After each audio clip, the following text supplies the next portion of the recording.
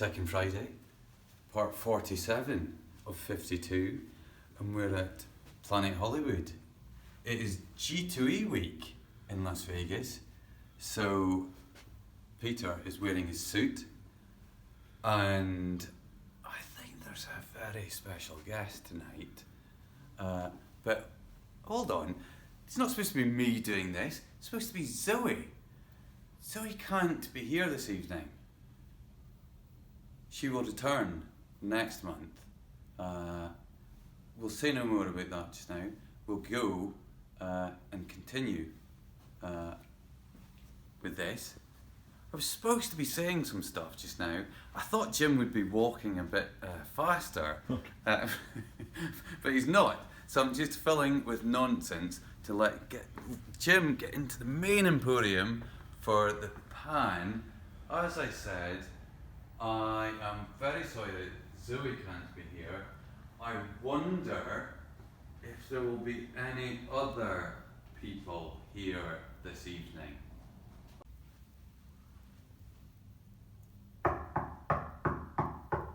Oh, it's at the door. Hello?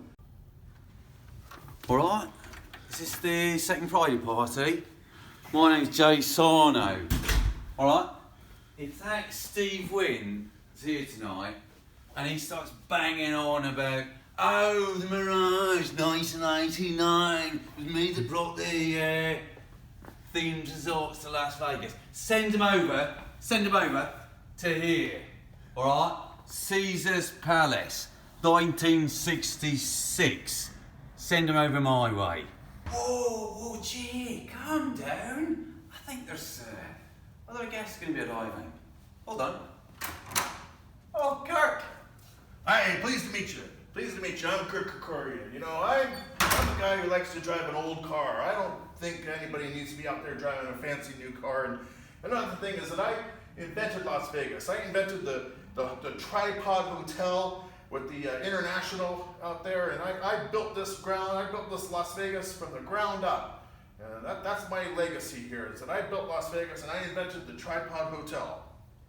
Thank you, Kirk. Thank you. Hey, what's he doing? What's Sarno doing here? Oh, no. Hey, everyone. It's Steve Wynn. Hi, I'm Steve Wynn. I invented Las Vegas. I like to have a place, a mega resort we call it. I invented the mega resort. And we like to have a place where people can come and eat, maybe see a show, maybe gamble a little. But whatever they do, it's all because of me, because I invented Las Vegas. I'm Steve Wynn. Oh, look at this. It's just the forgotten man, Bill Bennett. Hey, Bill. Thank you for having me here on this special occasion, but I've heard some things around here that are just not sitting well with me. Number one is that I invented Las Vegas. I was the one who started with Circus being addressed to families, and families, it wasn't about the volume, it was about profit. And if you want to talk about profit, when I built Excalibur, all I needed to do was make $100,000 a day to pay off my daily nut on Excalibur, and Mirage, which had to do $1 million a day. And I was still making profit head over tails. So I built Excalibur and I built Luxor, and it was all about bringing families, because families mean profit. And anybody who else on there, that Wynn guy who thinks he built Treasure Island because of for families, he got the idea from me. So don't think for a second that Steve Wynn was all of a sudden the brainchild of Las Vegas, or the inventor of Las Vegas. It was people like me, Bill Bennett, who brought families to Las Vegas, and we created it, and MGM copied it, and everybody copied it, and nobody can take that away from the fact that it all started with Circus. Hi, I'm Steve Wynn. I invented the concept of bringing boxing matches to Las Vegas, big matches between big fighters. That was my idea. I think you're wrong, Steve. I also brought in and developed the architectural structures that were known as the tripods for the most efficiency in a resort establishment. No, he's wrong about that. I also invented the family destination with Treasure Island. This was the only time that this concept was ever realized to its full potential. Nope.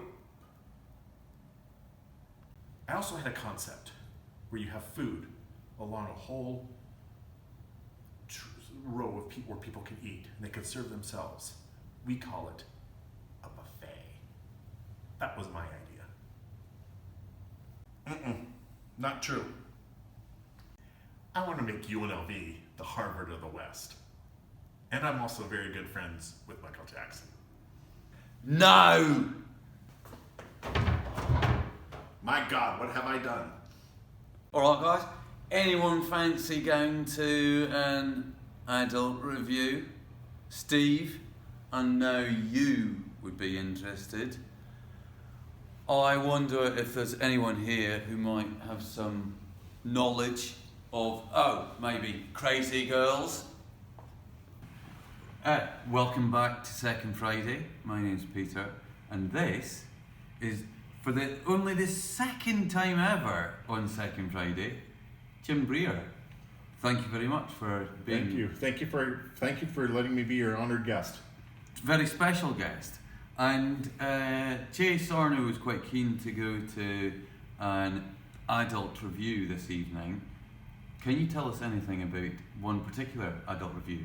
When I was hired as the art director at the Riviera Hotel, there was a big push towards family destinations for Las Vegas. Yeah. And in order for the Riviera to differentiate itself from these the deluge of family attractions that were in Las Vegas, they wanted to distinguish themselves as the alternative for grown-ups. And so one of the shows that they had there was Crazy Girls, and a fellow by the name of Bob Benucci said, we need to advertise Crazy Girls for what it is. It's an adult review, and so we said, okay, let's go out and let's be bold. Yeah. And so we contracted with a wonderful photographer by the name of Greg Ryder, and we got back some extraordinary pictures that we were using both in print advertising, and the most famous one was the no ifs, ands, or buts picture that myself and a fellow by the name of George Starcynic developed into a billboard and cab backs, which won numerous awards and caused quite a sensation in the press in Las Vegas, because up on a 40-foot billboard is the rear ends of all the Crazy Girls, and it was the only ad campaign that I'm aware of that has been immortalized in a bronze statue. Ah, indeed. And the reason why Jim is very special guest is because that bronze statue was downstairs somewhere, but they've moved it out. Yeah, COVID had claimed another victim, which was the bronze statue of the Crazy Girls. No ifs, ands, or, which is one of the most photographed items by tourists for, years and years and years. That Yeah. was, and so when they finally demolished the Riviera to make it part of the convention center, they moved it to the Planet Hollywood, but where it is now is still quite a mystery.